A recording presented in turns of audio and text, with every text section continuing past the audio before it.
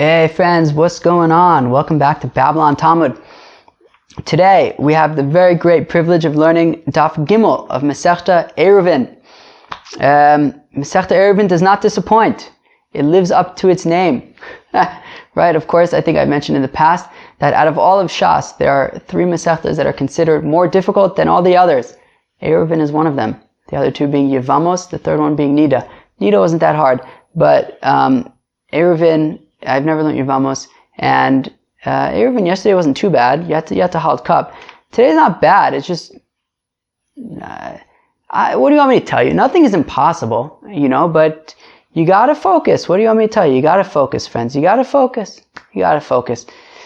Alright, let's get started with Daf Gimel of Ayruvin.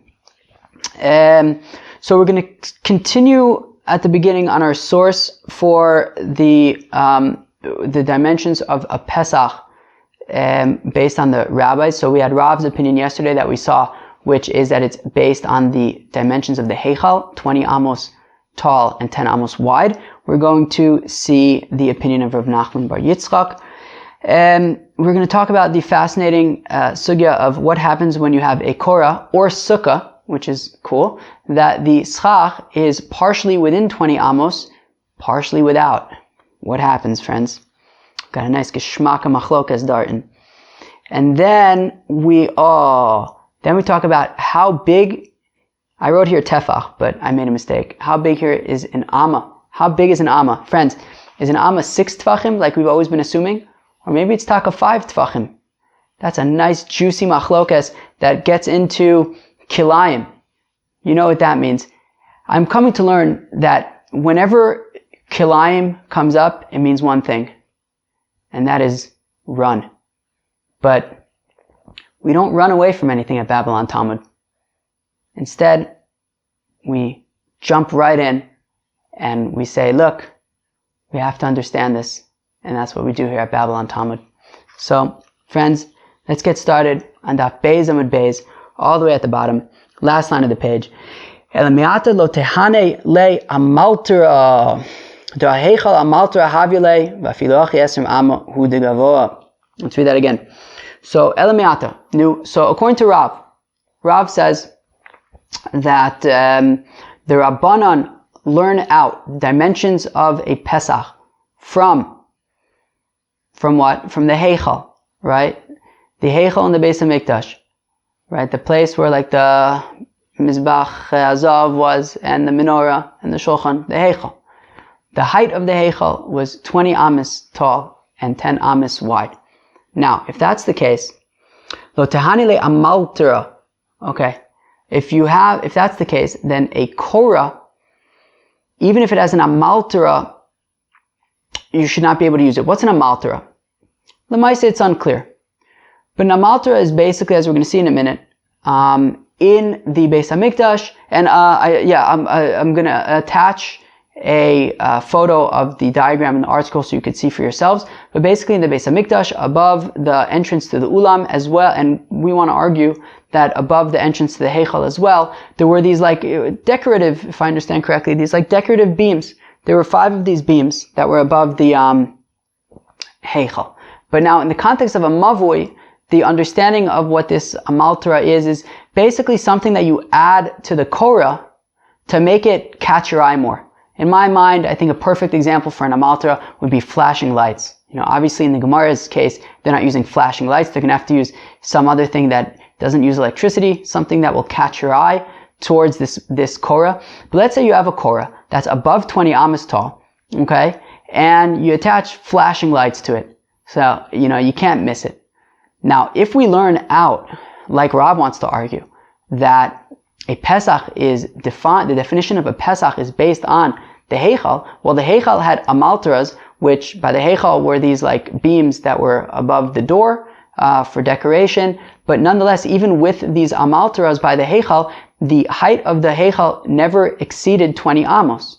And therefore, if Rav learns out that, or if Rav wants to argue that the Chachamim learn that the height of a Pesach is 20 amos tall, based on the fact that the Heichal was 20 amos tall, well, that is going to include these amalteras, these decorative beams right? Well, the Heichal included the Amaltaras, which were these decorative beams in the Beis HaMikdash. But for our case, even if you add something to the Korah to catch your eye, it still would have to be within 20 amos. Okay? So again, Elameata, if Rav's argument is correct, that the Chachamim base their definition of the height of or their, that the Chachamim say that the height of the Korah is going to be based on the height of the Heichal, well then, lo tehane le'amaltara, adding something to the beam to catch your eye is not going to make any difference. The Heichal amaltara havile, because the Heichal had these amaltaras, and even so, the Heichal did not exceed 20 amos, including the amaltaras. Ditnan, as we learn in a Mishnah in Midos, Chamish amaltaros shel meila hayu al gabav zo l'mayla mizo, that there were 5 of these like beams above the doorway to the ulam, and the Gemara is going to ask this kasha in a minute, but really the Mishnah is talking about the ulam, that by the ulam there were 5 of these beams, these decorative beams. They were made out of oak, and they were right one above the other. So you'd have one beam, then you'd have a little bit of stone, and then another beam, and another beam. And they were decorative. That's at least how I understand it. So now, v'hai zeu, okay? And the zeu. So we see that at least by the ulam, there were these amaltaros. And the assumption is now that they were by the Heichal as well. And still, nonetheless, by the Heichal, they did not exceed 20 amos. Now the Gemara says, V'hai mai tiyuvta. The Gemara says, wait, what is your question from the Mishnah in Midos? Dilma kitanya idem de amaltiros be'ulam tanya. That Mishnah in Midos is by the ulam. That has nothing to do with the Heichal. To which the Gemara says, V'hai mai kusha dilma tavnes Heichal ketavnes ulam. But the Gemara says, yeah, but maybe the architecture of the ulam or the architecture of the Heichal was just like the architecture of the ulam. And therefore, if there were these 5 amaltaros by the ulam, well then we're going to assume that there were also 5 amaltaros by the Heichal.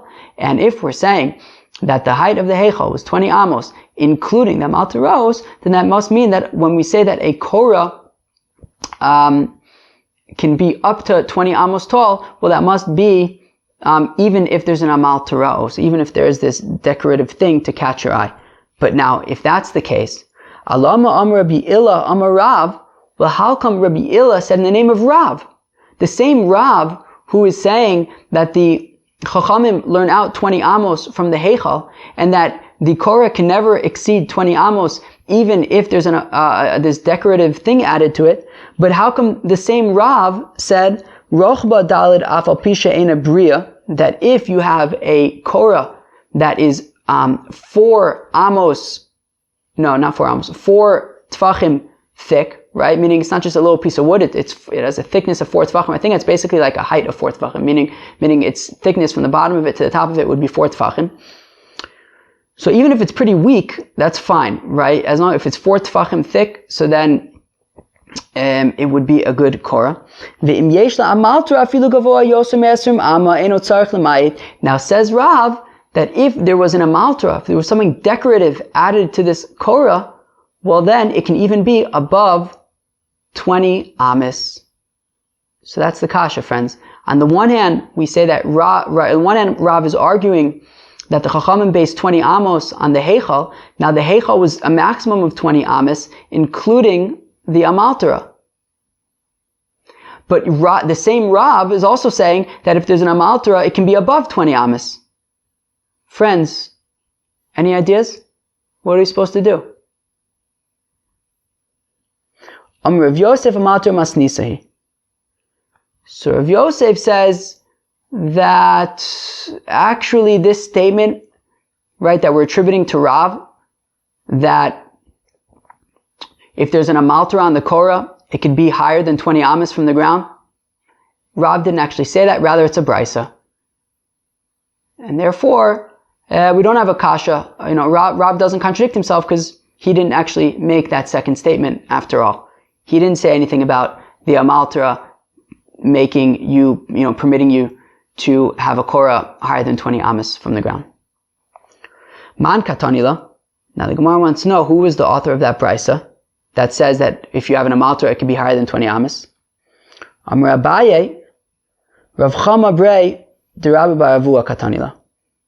It's Rav Chama, the son of Rabbi Bar Avua. Okay? Rabbi Bar Avua was an early Amora. You see Rav Nachman often quoting Rabbi Bar Avua. Seder. But now the Gemara gets back to our question at hand. V'tavi amaltra masnisa v'tikshe Rav.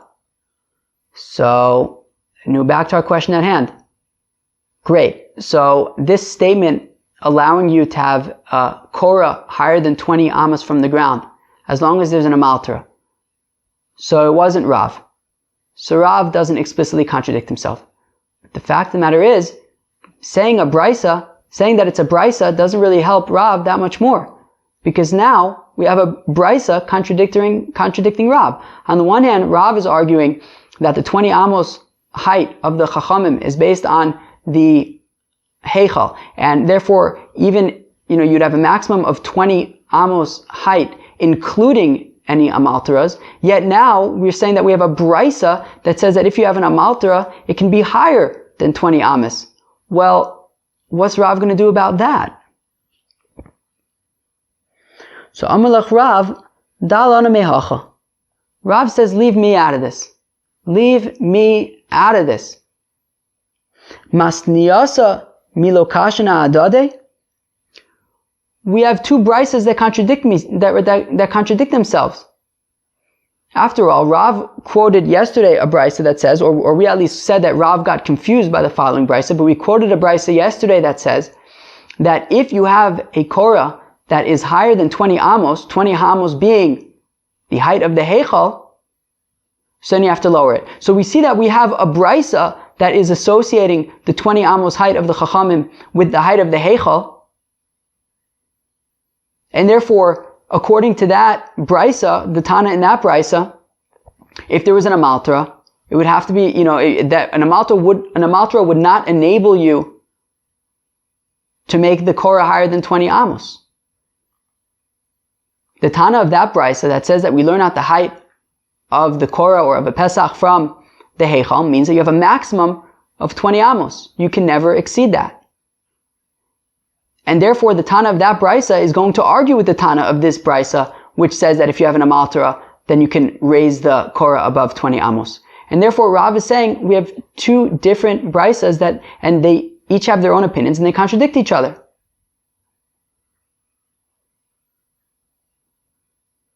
And therefore, leave me out of it. What are you going to have to say? Tanoi. It's a machlokas tanoim.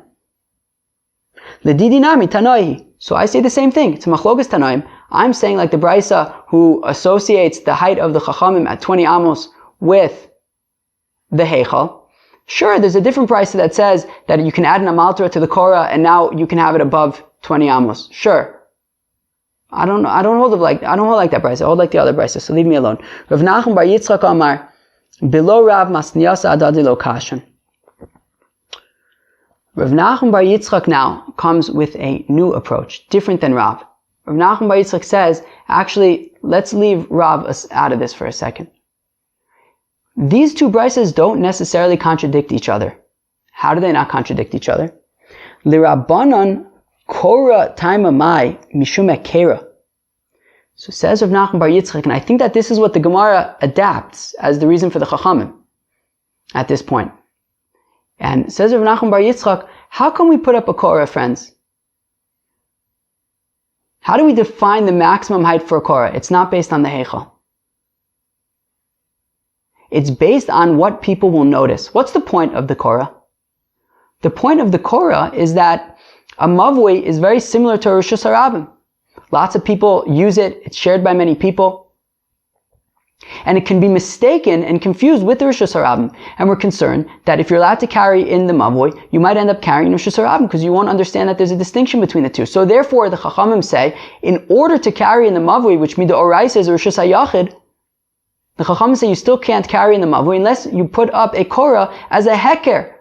So that people see the korah and say, oh, right, this is a mavui. That's why I'm allowed to carry here.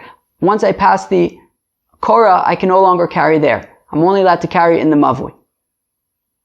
And therefore, says Rav Nachman Bar Yitzchak, the point of the Chachamim, when they say that a korah has a maximum height of 20 amos, has nothing to do with the heichal.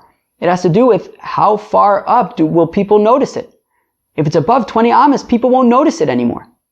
That's where 20 amos comes from. Has nothing to do with the heichal. And therefore, if you have an amaltara, if you have something on there that'll make you notice it, if you have flashing lights on the korah, even if it's 30 amos tall, people are going to notice the flashing lights or whatever else you might put on there to notice it. So what about that other brisa which seems to be equating the height of the korah with the height of the heichal? Simana ba'alma. That's just a mnemonic. That's just so that you'll remember what it is. How are you going to remember that the maximum height for a korah is 20 amos and not 30 or 40? Well, because just think of the heichal. The heichal was 20 amos, and it's the same thing for a korah. It has a maximum height of 20 amos. However, it's not exactly like the heichal, because after all, the heichal had its own halachas, or its own sort of architecture, which is that it was 20 amos tall, and the amasla was included in that. However, it would be, not the amasla is something else, the amaltara, right? And the amaltara was included in that height. However, when it comes to a korah, if there's an amaltara, it can even be higher than 20 amos, because the main thing by a korah really is just that you have to be able to notice it. As long as you can notice it and see it, well then, it'll be a good korah. So without an amaltara, it has to be within 20 amos. But if there's an amaltara, it can even be higher than 20 amos. And that is Rav Nachman Bar Yitzchak's, according to him, that is how the Chachamim determine 20 amos. It's not based on the heichal, it's based on how high you'll notice it. Now the Gemara has a kasha.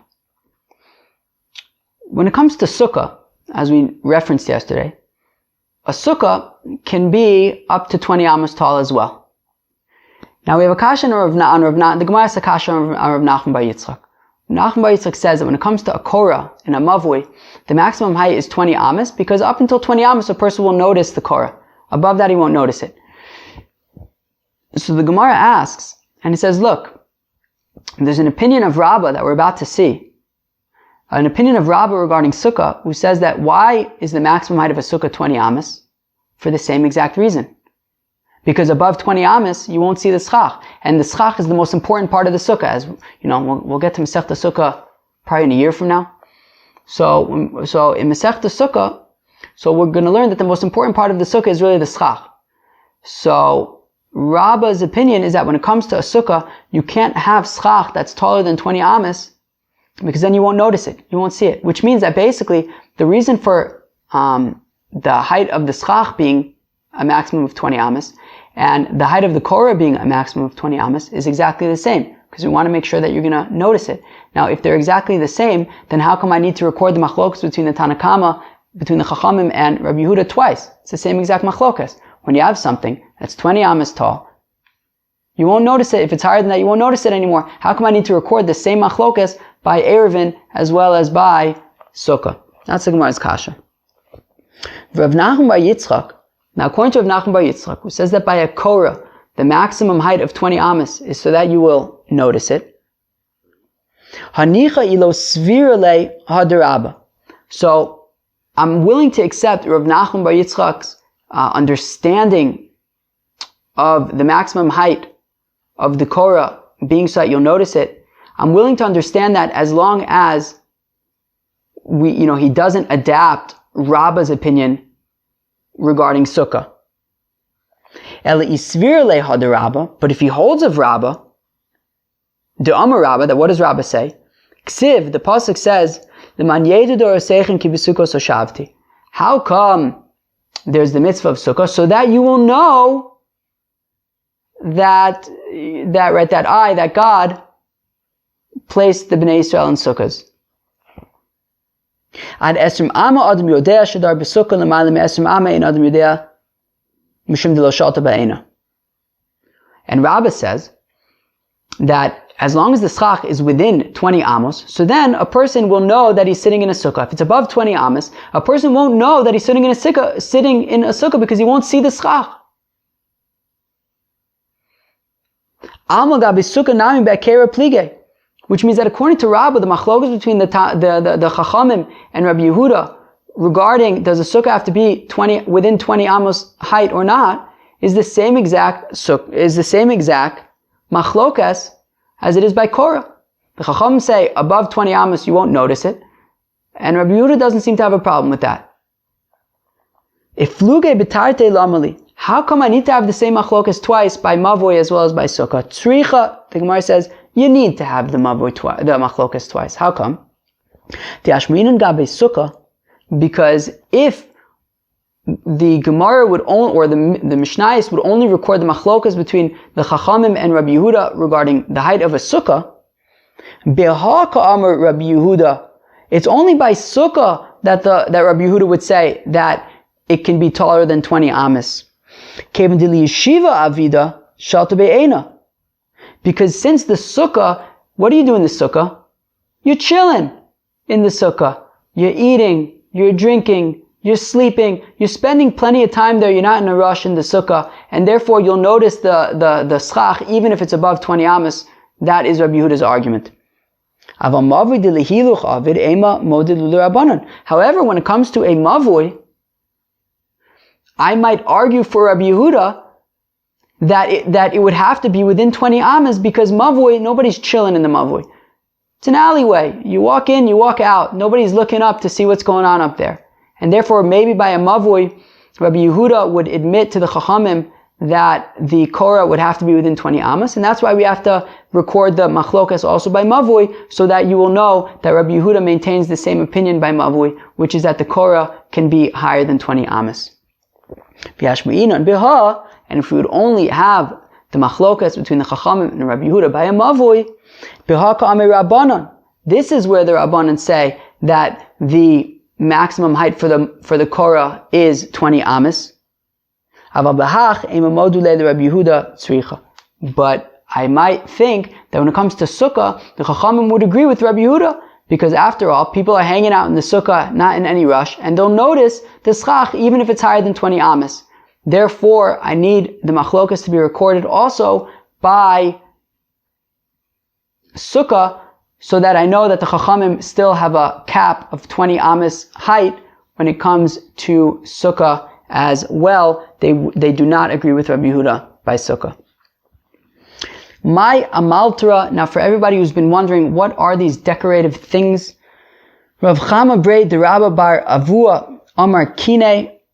Rav Chama, the son of Rabba bar Avua, said that these decorative things are nests. I guess on these, in the Beis HaMikdash, they had these beams, and on these beams, there were these nest kind of things, and they looked cool. And I guess you noticed them. Okay, fine. That's what it was in the Beis HaMikdash. He also Rav Dimi, when Rav Dimi came, Amar b'Mayrava, Rav Dimi said that they say in Eretz Yisrael, Paske de Arza, that they are, it's hard to tell exactly, even the art school doesn't really know, but it's these long beams. It's long beams, okay? And we're going to see what's so fancy about these long beams that it makes them decorative. So Manda Amar Paske de Arza kol shekain kine. So the Manda Amar, i.e. Rav Dimi, who says that these decorative amaltaras are these like cedar oak beams or cedar beams. So then certainly, these nests are even more interesting than the cedar beams. So certainly, if you have nests, that would be considered an amaltara. Mande Amar Kine aval paske da arzalo. However, according to the Manda Amar, who says that the amaltara is these nests, well, nests are a lot more interesting than just boards of cedar. So he would say that while nests are interesting, boards of cedar are not, and they wouldn't be a good amaltara. Umanda Amar paske de arza my taima. And according to Manda Amar, who says that it's these cedar boards, what's so fancy about cedar boards that will catch your eye? Mishum de nafish mashre, because they're really long. That's what makes it fancy. They're really long cedar boards, and people are going to notice and say, wow, that cedar board, it's so long. Also, I shouldn't be carrying in the Rishus Harabim. That's what's going to happen. V'had de Sukkah nafish mashre v'kam rabbanan dilo. But one second, by the Sukkah, Sukkahs have nice length, and nonetheless, the Chacham say that even if it's above 20 amos, it's puzzle. So why, like by a Korah, if it's really long, then that makes it an amaltara, and it makes it okay to be higher than 20 amos. But by Sukkah, even though the schach is long, it can't be above 20 amos. Okay, no. So rather the amaltera, this cedar, is like really fancy cedar. So schach is just, basic stuff you throw on the roof of your sukkah, but cedar is really fancy and it's like a talking point. Everyone's going to be like, you see that cedar up there? You know how much it cost? That's probably what they're going to talk about. It's the same yentas that we always worry about, in all these other cases. They're going to be talking about the cedar, and it'll remind them not to carry Rosh Hashanah. Although I guess the Gemara is then assuming then that everyone's yentas, so I don't know. Maybe we're all yentas, what do you want me to tell you? Okay, so now we get to the very exciting sugya of what happens when part of the Korah is within 20 amos and part of the Korah is above 20 amos. What do you guys say? Is it considered too tall or is it considered okay? Now, the same kasha is asked about schach of a sukkah. What happens if it's partially within 20 amos, partially above 20 amos? Miktsas korah besoch esrim umiktsas korah l'mayla me'esrim. Miktsas schach besoch esrim umiktsas schach l'mayla me'esrim. Okay, so what happens if the korah or the schach is partially within 20 amos, partially without? Amar Rabba, b'mavui kasher b'sukkah pasul. So when it comes to a mavui, this would be acceptable. When it comes to a sukkah, this would be unacceptable. Ma'ishna b'mavui de kasher. How come by a mavui we say that it's acceptable when the korah is partially within 20 amos and partially outside of 20 amos? The amrinon klosh. Is it because we say, well, what you can do is you can consider it as though we shave off the entire part of the korah that is above 20 amos, and we're left with only the part that is within 20 amos, and now you have a mavi that's within 20 amos, right? Meaning, obviously, of course, the korah is partially within 20 amos, partially without, but what we can, consider it in our minds as though we remove the part that is above 20 amos and remove that, and we're left with just the lower part of the korah that's within 20 amos. Sukkah nami lemaklosh. But if that's the case, let's do the same mental exercise by schach and say, whatever part of the schach is above 20 amos, remove it. Get it out of our minds and only take into consideration the part that is within 20 amos, and therefore, I would argue that by sukkah it should be okay as well. How come we're only saying that it's kosher by the korah but not by the schach? Ikalashta havya la chamas muba mitzilasa. Problem is that when it comes to a sukkah, if you, in our mental experiment, in our thought experiment, if we were to remove the part of the schach that is above 20 amos, well, then there would be too much sun that would be able to get through the schach. Now, one of the criteria of a kosher sukkah is that it can't be too sunny. It has to be more shady than sunny. The schach needs to block out more sun than it allows in. And the concern here is that in our thought experiment, if we remove the part of the schach that's above 20 amos, well then too much sun will be able to get in, and that would render the sukkah pasul. Ikalashta havila korah anitelas beruach. Hachanami, ikalashta havila korah anitelas beruach. But the Gemara then says that, but the same is true by our thought experiment with the korah. That if you would remove the part of the beam that is above 20 amos, well then what you're left with is a weak beam. And if the beam is it can get blown down by a good strong wind, well then it is not a good korah anymore. So again, what is the distinction between schach and korah that would make a korah acceptable and schach not acceptable? Ella al korchech naisu kishvudin shel mateches. Okay, so rather what we must say is that the reason why we can say klosh by the korah that is partially within 20 amos and partially above 20 amos is because in our thought experiment we remove the part of the korah that's above 20 amos. We're left with this thin part of the korah, but we can consider it as though that thin part of the korah that remains is a very strong thin part. Okay? But then in our thought experiment by Sukkah, let's say the same exact thing, which is that after we trim away the part of the schach that is above 20 amos, and we're left with whatever part is lower than within 20 amos, let's say that that part that is lower has enough schach there to keep out enough sun to render it more shade than sun, and say that it's kosher. So we're basically hitting a wall over here, trying to figure out why we should consider a korah that is partially within 20 amos and partially above 20 amos, why we should consider that kosher while we consider the same situation with schach to be pasul. So Amar Rava says, Amar Rava mi Parzakya, Sukkah de liyachid hi lo madkar.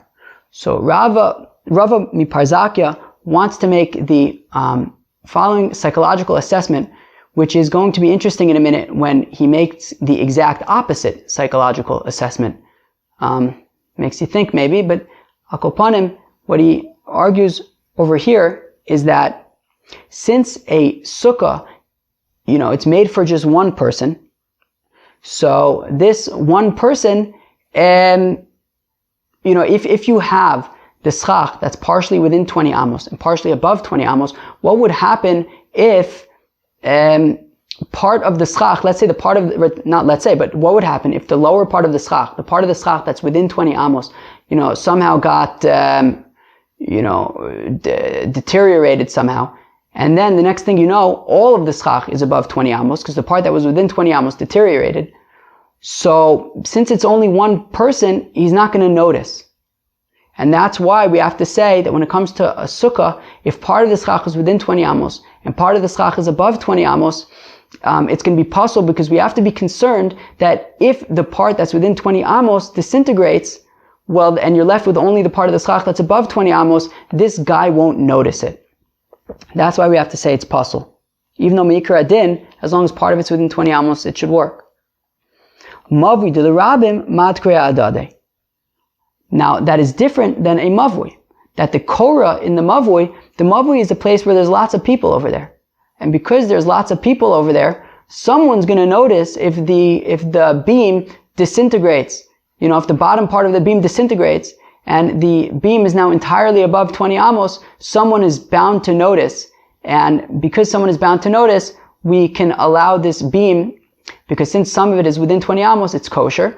And we can assume that if the part within 20 amos somehow disappears and all you're left with is the part that's above 20 amos, someone will notice and call the proper authorities to come and fix it. Ravina Amar, Sukkah de Oraisa Achmiru Barabanan, Mavid Rabbanan Lachmiru Barabanan. Ravina has a more simple approach, which is Sukkah's Midoraisa, Mavid's Darabanan. Since Sukkah's Midoraisa, we're more strict, and we say that even though part of it is within 20 amos, it's not okay. And when it comes to Mavui, since it's Midorabanan, we can have more wiggle room to say, as long as, I don't know what I said by Sukkah, but if it's within 20 amos, it's pasul. But when it comes to Mavui, since it's Midorabanan, we'll say that as long as part of it is within 20 amos, it is kosher. Fine. Friends, we're about to do the same discussion that we just had. We're going to do it all over again, but in the opposite way. Rav Ada bar Masna, Masni la Shmaita derabba, Ipcha. Rav Ada bar Masna teaches this same teaching of Rabbah, but just the opposite. Amar Rabbah, b'mavui pasul b'sukkah kshera. That by a mavui, this beam, this korah that is partially within 20 amos and partially above 20 amos is pasul. Whereas by a sukkah, if part of the schach is within 20 amos and part of it is above 20 amos, it is kosher. Mai shna sukkah dikshera. How come by sukkah we say it's kosher? Damrinan klosh. Well, because we'll say klosh. We'll shave away the top part of the schach and only take into consideration the part that's within 20 amos. B'mavui nami lema klosh. Well, let's say the same thing by a mavui. Let's just remove the part of the korah that's above 20 amos and be left with only the part that's within 20 amos. Ikalashta havle korah nitelas beruach. But if you remove the top part of the beam, well, all you're going to be left with is the thin part that is within 20 amos, and that's too thin, and the wind will be able to blow it away, and that will make it not an acceptable korah. Well, then say the same exact thing by the sukkah. If we're going to say that you're allowed to sit in that sukkah because you can just consider the part above the 20 amos as if it's gone, and we're only going to take into consideration the part that's within 20 amos, but then you're going to have too much sun. So what are you going to have to say? You're going to have to say that in our thought experiment, even once we remove the Succah that's above 20 amos, the part that's below 20 amos is going to have enough shade to be considered kosher. But if that's the case, say the same thing by the korah. Let's say that in our thought experiment, when we remove the part of the beam that's above 20 amos, the part that's left within 20 amos is a very strong piece of metal. It's very strong, whatever it is, a very strong material, and it will be a good korah. So how come a sukkah that's partially within 20 amos, partially above 20 amos, is kosher, yet by the same situation by a mavui would be pasul? Rav Miparzakia. So Rav Miparzakia makes now a psychological assessment to just be the exact opposite, to fit into this context, which is sukkah d'liyachid hi ramya nafshe umadkar. Well, since the sukkah is made for one person, whereas a minute ago we said since it's only made for one person, he's not going to notice. Now he's saying since it's made for one person, he's certainly going to notice. He's going to take responsibility. He's going to be paying attention to what's going on in his sukkah. And therefore, he's going to be looking up all the time to make sure that the part of the Succah that's within 20 amos has not disintegrated. And therefore, if it does disintegrated, he will be the first, he will notice it and he will fix it, or at least get out of the sukkah.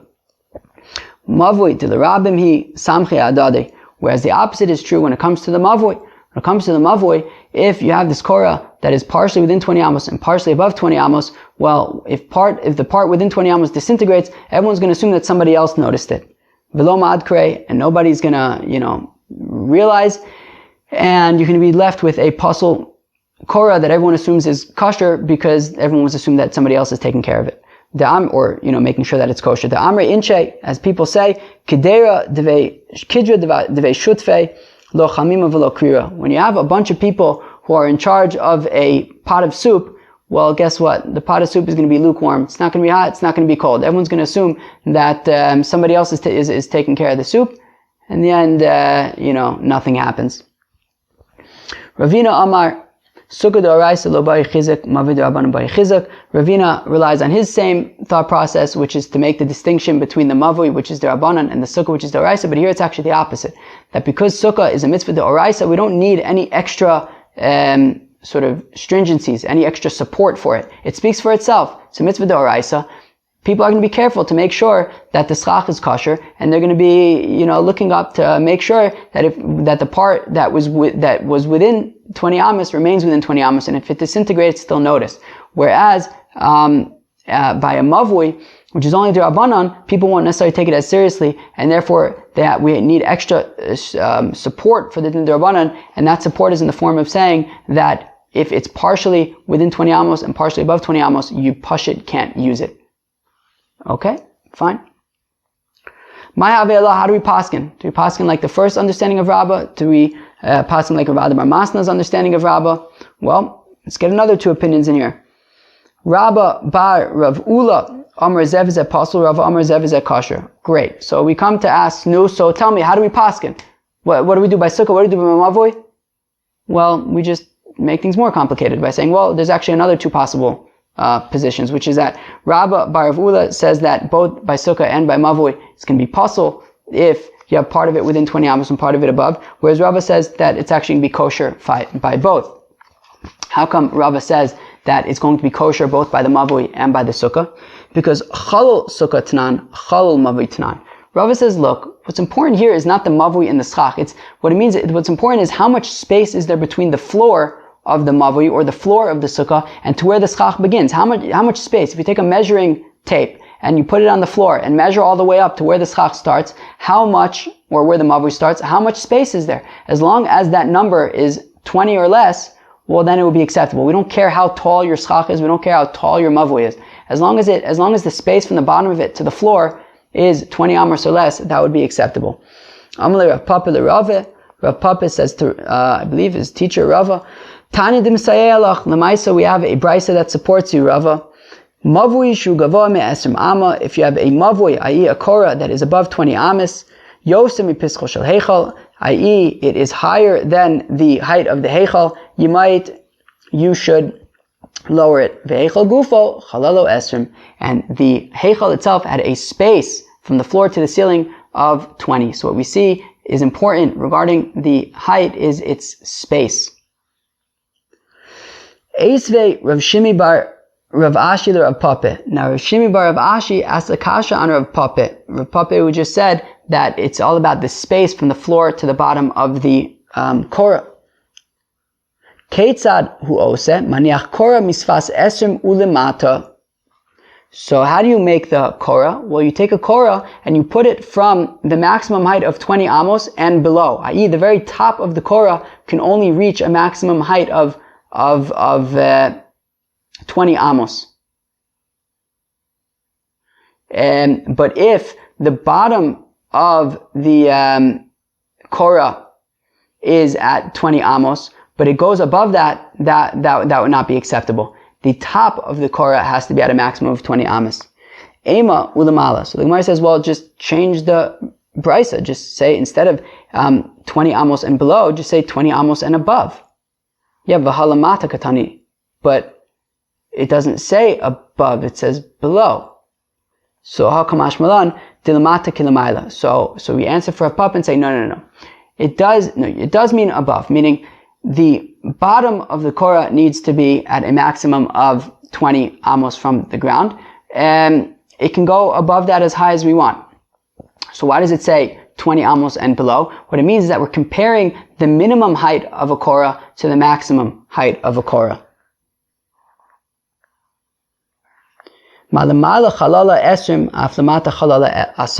Just like the maximum height of a korah is that there is from the floor until where the korah begins 20 amos space. Well, the same thing for the minimum height of a korah, right? After all, this crossbeam, you can't just put it on the floor. It has to be at a minimum height. That minimum height is 10 tfachim, which means that we're talking about 10 tfachim of space, okay? That from the ground until where the korah begins is 10 tfachim. You can't have a korah that the top of it is 10 tfachim from the ground, but, it droops, it goes down within that space. No. It has to be the bottom of the korah at 10 tfachim. So we're comparing the minimum height of the korah to the maximum height of the korah. Both of them, the bottom of the korah would be at 10 tfachim or 20 amos respectively, but they can go above that. Okay, now we get into the definition of an amah. Is an amah 6 tfachim or is an amah 5 tfachim? Okay, so let's take a look at this. Amar Abaye, Mishmeder Rav Nachman, Amas Sukkah v'amas mavui ba'ama bas chamisha, amas kilayim ba'ama bas shisha. So says Abaye, in the name of Rav Nachman, that, well, it depends. We don't know really. We don't know if the definition of an amah is 5 tfachim or if it's 6 tfachim. And therefore, we have to be strict in every case. So if, saying 5 tfachim is going to make it a more strict case, so then we'll go by 5. If by saying 6 tfachim it's going to be more strict, we'll go by 6. Since we don't know. So amas sukkah v'amas mavui, so when it comes to the 20 amos, or we're going to see exactly what we're talking about when we come to the amah of sukkah. So amah in the context of sukkah, and amah in the context of mavui, we're talking about be'amas bas chamisha, we're talking about a 5 tefach amah. Amas kilayim be'ama bas shisha, when it comes to kilayim, we're talking about a 6 tefach amah. Amas mavui be'amas bas chamisha l'may hilchasa. When we say that the amah of a mavui is talking about an amah that has 5 tefachim in it, i.e. a smaller amah, l'govho u'lefirtzas mavui. It's talking about its height, in terms of when we say that the maximum height for the korah is 20 amos. Well, it's talking about 25 tefach amos, which is going to be shorter than if it was, which is going to be lower than if it were to have been 26 tefach amos. Okay, so therefore the maximum height of the mavui is going to be lower. And also if there's a hole in the entrance of the mavui, right, so then if there, right, we talked about a pirza versus a pesach. So if there's a pirza in the entrance to the mavui, so that is, when we say that the width of that pirza is 10 tefachim, 10 amos, it's talking about 10 5 tefach amos as opposed to 10 6 tefach amos, which means that the width of this breach is a smaller amount. Once it's already this smaller amount, it's pasul. But one second, while it's true that for the height and the width of the mavui, so saying that a 5 tefach amah, so it would lead to more stringent results. However, more stringent outcomes. However, there is a case when it comes to mavui that a 5 tefach amah, I think I said 5 tefach until now. That's certainly what I meant. Right? There are going to be cases when it comes to a mavui that using a 5 tefach amah would end up being a leniency. And that is the depth of a mavui. That the depth of a mavui needs to be 4 amos, I believe it was, 4 amos wide. Right? 4 by 4 amos. Now, if you say that an amah is a 5 tefach amah as opposed to a 6 tefach amah, in this case, it's actually going to be a leniency because 4 amos by 4 amos, when you're talking about 5 tefach amahs, is going to be a smaller area than if you're talking about 6 tefach amahs. And so therefore, we're saying that once this area is 4 amos by 4 amos, and we're talking about 5 tefach amahs, well then, it's going to be a smaller amount. Once you have this smaller amount, it's already considered a mavui. So while by the height and the width, using a 5 tefach amah is a stringency, by its depth, it becomes a leniency. So Manda Amar ba'arba tefachim. So Rav Nachman holds like the Manda Amar who says that the depth of a mavui is not 4 amos. It's rather 4 tefachim. And everyone agrees on the size of 4 tefachim. Or you could say that Rav Nachman agrees that the depth of a mavui is 4 amos by 4 amos. However, he will also say that when it comes to the depth of a mavui, we would use a 6 tefach amah, i.e. it would have to be the larger amount, and it would be a stringency. But didn't he say that we use the 5 tefach amah for mavui? That is only for most cases of mavui, so like the height and the width, but not when it comes to the depth. By the depth, it would be a 6 tefach amah. But by the majority of cases, 2 out of 3, it would be the 5 tefach amah. But the idea is that you're always going to use the more stringent amah. Amah sukkah, ba'amah bas chamisha l'mayilchasa. When we say that we use a 5 tefach amah when it comes to sukkah, in what context? Ligova uledofen akuma. It's for its height, okay, as we saw by the mavui as well. It's for its height that we say that the height of a sukkah has a maximum of 20 amos. Those are 5 tefach amos, which is going to be a lower height than if they were 6 tefach amos. Fine. Uledofen akuma. Who can tell me what dofen akuma is? Dofen akuma. So the Maisa in the art scroll, there's a photo of it. So it's going to be that, I don't have it in front of me right now, but the photo, I think it's on the left column. There's an example of dofen akuma. What dofen akuma is that, okay, if you have a sukkah, the best thing is to look at the diagram. But if you don't have a diagram in front of you, I'll try to explain it as best as I can. Or really I'll just give the example that's in the Mishnah in Sukkah is, imagine you have a house, okay? And the house has a flat roof, okay? Now, and imagine, and the house has 4 walls, it's a square, and there's a flat roof.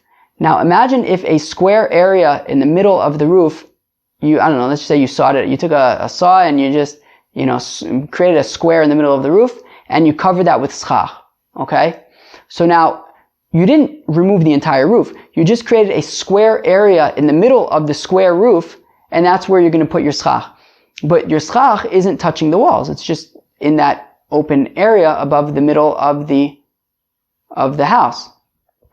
But, surrounding where the area where the succah is, there's roof that wasn't cut out. There's roof that wasn't cut away. So we say that as long as the roof from the edge of the succah until the wall is less than 4 amos, well then we can consider that part of the roof outside of the schach to be actually part of the walls, and we just say that the walls kind of just bent at a 90-degree angle, and just like basically imagine now like a normal, let's just say you remove the entire roof and then cover the entire top with schach, so you'd have the schach just leaning on the walls of the house. So what we can assume now, when you just cut out an area in the middle of the roof, is that the area of the roof that's surrounding where the schach is, until it hits the wall.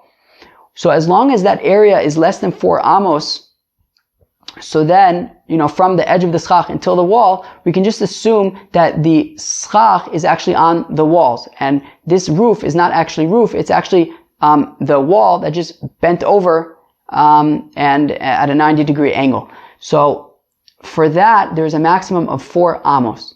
Now, those 4 amos also are 5 tefach amos as opposed to 6 tefach amos, because that would be a stricter measure, which means that you have less, that there could be less roof there. Okay, so for those, that is where, in the context of Sukkah, we say 5 tefach amos. V'ha'ika meshech Sukkah be'arba amos t'lekula. But what about the depth of a sukkah?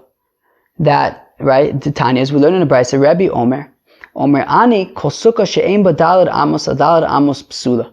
That Rebbe says that a sukkah needs to have a size of 4 amos by 4 amos. Now, if we take Rav Nachman's statement that by sukkah we say that a amah is a 5 tefach amah, well, then these 4 amos by 4 amos for the size of a sukkah is going to be a smaller size, which makes it easier. It doesn't have to be as big, and it can already be kosher. So K'Rabbanan de'amrei afilu eina machzekes el rosho v'ruba v'shulchanu. So the Gemara answers, yeah, Rav Nachman holds like the rabbi's opinion. The rabbi's opinion is that a sukkah doesn't have to be 4 amos by 4 amos. It just has to be large enough that you can fit in there a table as well as his head and most of his body. And that is 7 tefachim by 7 tefachim, but nothing to do with amos. Or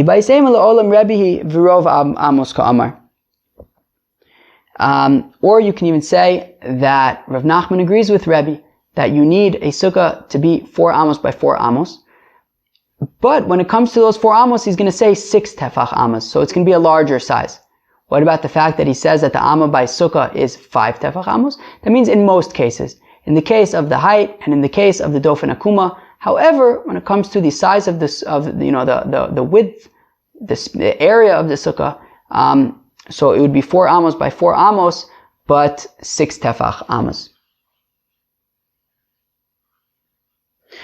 Amas kilayim ba'amas ba'shisha l'mayochasa. When Rav Nachman says that when measuring kilayim, so the amah that we're talking about is a 6 tefach amah. So what are we talking about? So we're talking about kilei akarim over here, right? We've seen kilei akarim a few times. What that is that when you have grapevines, so you're not allowed to plant with the grapevines different grains or like vegetables, yerek, things like that. So you have to basically, from where you have the grapevines planted, you have to have a separation between where you're going to now plant, let's say, wheat, okay? So how much separation do you have to have? So, obviously that's going to involve some amos over here, and Rav Nachman is saying that those amos are going to be the larger amos, i.e. you have to get the wheat further away as opposed to closer. So, what are we talking about here? Likarachas hakerem v'lemachol hakerem. So we're talking about a bald spot in the vineyard as well as the area between the edge of the vineyard and the wall of the vineyard. So let's talk about the bald spot for a second. So Rashi gives 2 examples. One is that like literally you have like a big vineyard and then you have a bald spot in the middle of it. But let's take the other example that he gives, because in the art scroll you can actually see a diagram, and that's very, very helpful, that diagram. So I'm going to do the best that I can to explain it with words, but I suspect that to really understand it, you're going to have to look at the diagram. Now, so what this bald spot is talking about is, let's say you have 2 vineyards, okay? And there's an area between those 2 vineyards. that is the bald spot. It's almost like, imagine like a vineyard sandwich, right? You have a vineyard on one side, another vineyard on the other side. You have this area in between, and you want to plant wheat in the area in between. So the easier thing is probably just to say, hey, dude, just go plant your wheat somewhere else. But if you're determined to plant your wheat, well, then you better listen closely. So you have a vineyard on one side, a vineyard on the other side, and you have this bald spot in the middle, this land in the middle. So the question is, how much of this area do you have to have in order to be able to plant your wheat in there? How much space does there have to be between the wheat and the grapevines? Let's actually hold off on the details for a minute until we get there. Now, the other one would be the machol, which would be if you have your vineyard, and then at the end of the vineyard you have a wall, okay? And you want to plant stuff in between the edge of the grapevines and the wall. So how much space does there have to be between the edge of the grapevines and the wall of the vineyard in order to get your wheat in there? So that's what we're talking about, and that is going to involve amahs, and those amahs are going to be 6 tefach amahs, because that would require you to have more space.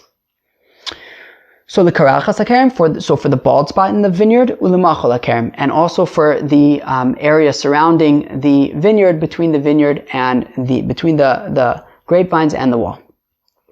Ditnan, as we learn in the Mishnah, karachas hakerem. So when it comes to the bald spot in the kerem, right? You have your vineyard sandwich. You have grapes on one side, more grapevines on the other side. And now you want to put wheat in the middle. Beishamai omrim esrim v'arba amos. Beishamai says you have to have at least 24 amos between the vineyards. Beisil omrim sheish esrei amos. Beisil says that you need to have 16 amos between the vineyards.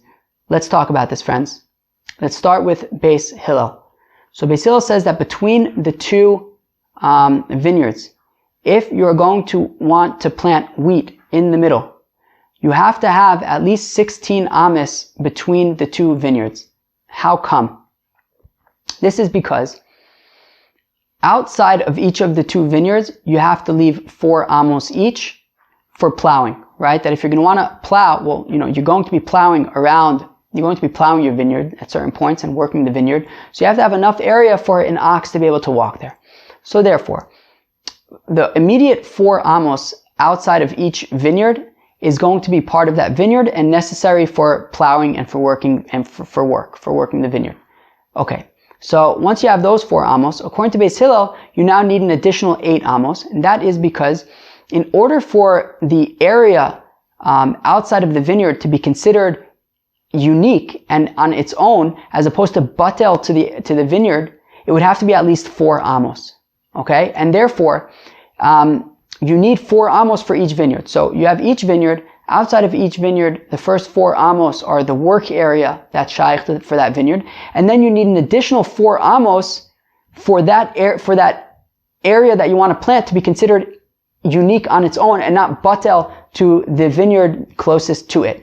Now, once you have 8 amos in that area, once you've crossed the 4 amos outside of each vineyard, once you have 8 amos, that's enough area to have 4 amos that wouldn't become batel to the vineyard on one side, and another 4 amos that wouldn't become batel to the vineyard on the other side. Meaning, let's say you only had 7 amos. Well, then half of that 7 amos, i.e. 3.5 amos, would be closer to one vineyard, and half of that would be closer to the other vineyard. Now, because it's less than 4 amos, it would, the 3.5 amos, would become batel to the vineyard that it's closest to, and the other 3.5 amos would just become batel to the vineyard that it's closest to. You need to have 8 amos so that when you divide it in half, you still have a full 4 amos that can be enough to stand on its own and not just become swallowed up by the vineyard that is closest to it. So according to Beis Hillel, you need 16 amos because the first 4 amos immediately outside of either vineyard would be work area for the vineyard,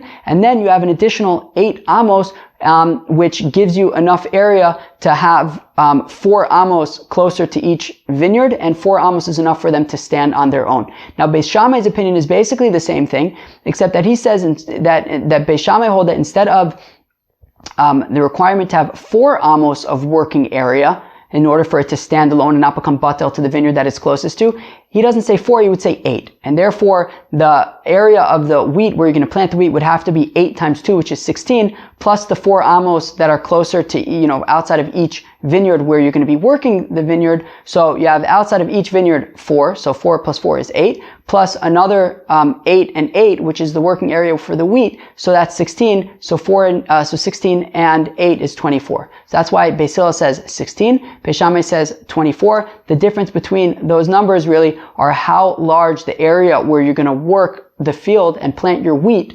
How large does that have to be in order for it to be considered significant enough on its own and not just batel to the nearest vineyard? Okay, so I guess I'll read that again. When it comes to the bald spot, which is what we just described, Beis Shammai omrim esrim v'arba amos. Beis Shammai says you need 24 amos. Beis Hillel omrim 16 amos. Beis Hillel says that you need 16 amos. Umachol akarim, and of course, and what we're saying is that those amos are the 6 tefach amos, the larger amos, which means that you need a larger area. Umachol akarim, when it comes to the area surrounding the vineyard, okay, Beis Shammai omrim 16 amos, Beis Hillel omrim 12 amos. And when it comes to the area surrounding the vineyards, between the vineyard and the wall, so Beis Hillel says that you need 12 amos between the edge of the vineyard and the wall. Beis Shammai says, that was Beis Hillel. Beis Shammai says that you need 16 amos. Yeah, you need 16 amos if you're going to want to plant wheat in the area between the edge of the vineyard and the wall. And again, it comes down to the same difference between Beis Hillel and Beis Shammai, which is that in order for this area where you're planting the wheat to be considered significant on its own and not just swallowed up by the vineyard and batel to the vineyard, and of course the problem with it being batel to the vineyard is that then it would be kilayim, right? And it would be considered like you're planting them together. You need it to be able to be far enough away that it stands on its own and doesn't just get swallowed up by the vineyard. And Beis Hillel says that amount, that size of the area where you're going to plant the wheat would have to be 4 amos, and Beis Shammai says it would have to be 8 amos. Okay, so now in this case, so you have the vineyard, and the vineyard is encroaching on the wall. How much space do you have to have between the end of the vineyard and the wall in order to be able to plant your wheat? So just like by the bald spot, the first 4 amos outside of the vineyard is going to be area where you're going to be working the vineyard. So you have to have those 4 amos. Now, the 4 amos closest to the wall, you are going to be, you're not going to plow over there because then the wall might fall down, right? You need those 4 amos closest to the wall. You don't want to touch that because it's going to give support to the wall. So you're going to leave that alone. So basically, the 4 amos outside of the vineyard and the 4 amos nearest to the wall, those are non-touchable, which means that according to Beis Hillel, you have to have an additional 4 amos, that's where you're going to plow your field in order for, work your wheat and plant your wheat, and it'll be considered a significant field. So you need 12 amos, right? The 4 outside the vineyard, the 4 closest to the wall, and then the 4 where you're going to plant your field. And Beis Shammai basically says the same thing, but just that his minimum requirement for that field is not 4, it's 8. So it's 8 plus 4 and 4, which is 16. Okay, so let's read that again. So when it comes to Machol HaKerem, Beis Shammai omrim 16 amos, Beis Hillel omrim 12. Fine. Amos. So now, basically, this is going to be quicker now because I just explained everything. So, Ezui karachas hakerem, what is this bald spot? Kerem shechar v'emtza'iso. If you have a vineyard that the middle of it got a bald spot in it, just got dried out or got removed or whatever it is, or if like the entire thing got removed and now there's just, it's a big empty space between 2 sides of the vineyard. Essentially 2 separate vineyards at this point. So if there is less than 16 amos, at least according to Beis Hillel, you cannot plant any wheat over there. If there are 16 amos between the 2 vineyards, at least according to Beis Hillel, well, then you just leave 4 amos outside of each of the 2 vineyards for plowing and working with animals. Vizorea mosar, and then you can plant your wheat in the remaining 8 amos. What is this wall, this area surrounding the kerem? So bein kerem legader, it's talking about the area between the vineyard and the wall. According to Beis Hillel, if there are less than 12 amos between the edge of the vineyard and the wall, so then do not plant your wheat over there, because you need, the 4 amos to work the vineyard and the 4 amos closest to the wall that you're not going to touch. If there are 12 amos over there, so you just leave the 4 amos immediately outside of the vineyard so that you can work the vineyard with your oxen. And you can plant the rest of it, but the rest of it not being the remaining 8, because after all, if that's the case, then Beis Hillel would only require 8 amos and not 12 amos. Now the point is that also the 4 amos closest to the wall you can't work or you're not going to work because you need that for support of the wall. You have 4 amos remaining where you can work the field. And these are 6 tefach amos. V'ha'ika ritzufim b'arba amos l'kula. So now the Gemara asks the kasha, but 1 second. So here's a law when it comes to kilayim. So we just had all these fancy halachos that if you have a vineyard, you gotta, leave 4 amos outside of the vineyard, and then you gotta, and then you have to have an area that's at least 4 amos for working. If it's less than that, it's gonna be swallowed up by the vineyard. All these complicated halachos in order to allow you to plant other things close to the vineyard. But that is only if the vineyard is officially defined as a vineyard. What if but there are, not every planting of grapes is a vineyard. There are definitions of a vineyard. Now, part of the rules defining a vineyard is that between each of the rows of grapes, you have to have at least 4 amos in between rows. If you have less than 4 amos in between rows, well, then it's not going to be considered a vineyard because, you need that area, as we said, for like plowing it with your ox and stuff, and, you need that area. If there's less than 4 amos between the rows of grapes, well, then it's not going to be a vineyard. And if it's not a vineyard, then all of these stringencies about the requirement to have 4 amos outside of the vineyard and then another 4 amos to plant, that goes away. And as long as if it's 6 tvachim away already, you could start planting. So, in defining a vineyard, so if we say that the amah that we're talking about in the 4 amos between the rows is 6 tefach amas, well, then that's saying that, so let's say you have 5 tefach amas, i.e. a smaller amount, so, so technically if you have 4 or 5 tefach amas, so theoretically you can argue that it's already a vineyard and all the stringencies of a vineyard apply. However, if you say, like Rav Nachman, that you need the 6 tefach amas by the vineyard, well, you don't have 6 tefach amas, in which case it's not considered a vineyard, and the stringencies of vineyards don't apply. So it ends up being a kula in this case. So the Tanan, as we learned in the Mishnah, kerem anatua al pachos me'arba amos, if you have a kerem, a vineyard, that in between the rows of grapes there are less than 4 amos, so Reb Shimon Omer eino kerem. So Reb Shimon says, then it's not a kerem, and the stringencies don't apply. Chacham argue with Reb Shimon and say that it would nonetheless be a kerem because we see the middle rows as if they don't exist. Meaning, let's say you have 5 rows, right, and there's less than 4 amos between each of the rows. So what you can do is you can just consider it as if rows 2 and 4 don't exist, so you just have row 1, 3, and 5, and then there would be enough. So you can just consider whatever you need to take away as if it's gone. But according to Reb Shimon, we don't say that, and it would not be considered a vineyard. So according to Reb Shimon, at least, the requirement for 6 tefach amas ends up being a leniency over here. So kirabanan da amre have kerem. So one answer is to say that Rav Nachman holds like the Rabbanan, which makes sense. Generally, we hold like the Rabbin. So he holds like the Rabbanan, in which case it isn't a kula because they say you remove whatever you have to remove, and then it will be considered a kerem, and all the stringencies apply. Or you could say that Rav Nachman holds like Reb Shimon, but still, just like by Sukkah and by Mavoi, he's saying the majority of the time we're going to go by the 6 tefach amas, because it's a stringency. However, when it comes to this, in terms of 4 amas between the rows, then we'll go by the 5 tefach amma, because that would be the one that's more stringent. But we're just saying out of 2 out of 3, in the majority of the cases, we're going to go by the 6 tefach amma. Let's do one more line. V'rava mishmeder Rav Nachman Amar kol amos be'ama bas shisha ela alalu sochakos v'alalu atzevos. So Rav Nachman argues with Abaye. Abaye says in the name of Rav Nachman that sometimes we go by the 6 tefach amma, sometimes we go by the 5 tefach amma. Rava explains in the name of Rav Nachman that no, Rav Nachman says that you always go by the 6 tefach amma. But there is a distinction between, an amma is a tefach is just a fistful. So sometimes we're talking about a big fistful, and sometimes we're talking about a very tight fistful. So sometimes the same fistful is going to be a little bigger, sometimes it's going to be a little smaller. But the same would apply in these cases, meaning when it comes to sukkah, when it comes to mavoi, you're going to use the tighter fistful. When it comes to kilayim, you're going to use the larger fistful, and you can ask all the same questions and give all the same answers. Zeo, friends, that was pretty easy stuff, right?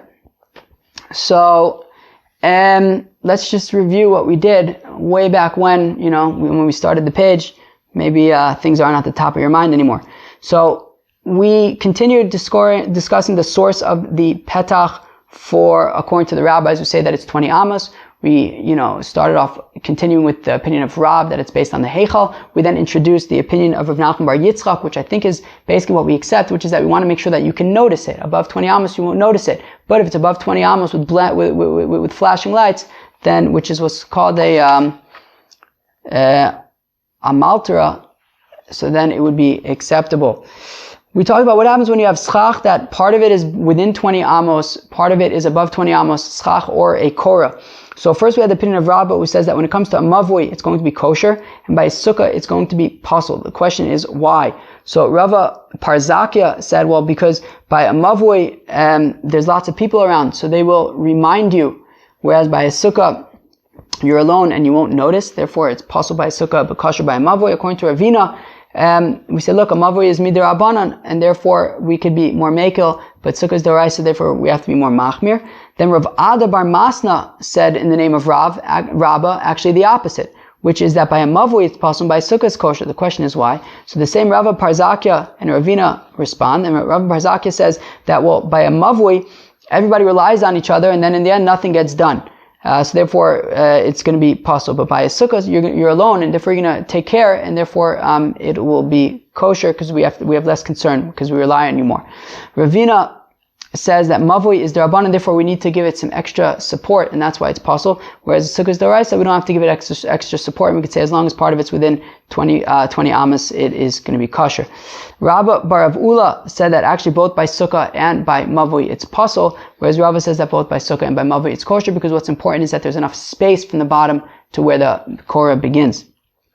Then we got into these whole things about the size of a tefach. Abai says, well, Abai quotes Rav Nachman as saying, look, there are two options. One is a tefach. I didn't mean the tefach, the size of a amah. Abai quotes Rav Nachman as saying that sometimes it's going to be 5 tefachim, sometimes it's going to be 6 tefachim. We just always use the more stringent approach, whether that's by sukkah or by mavui or by kilayim. Rava disagrees with Abai and says that according to Rav Nachman, it's always going to be a 6 tefach amah. Just sometimes those tefachim are bigger tefachim, sometimes they are tighter tefachim. That was daf Gimel of Masechta Ayruvin. I hope you enjoyed that as much as I did. Peace out, friends.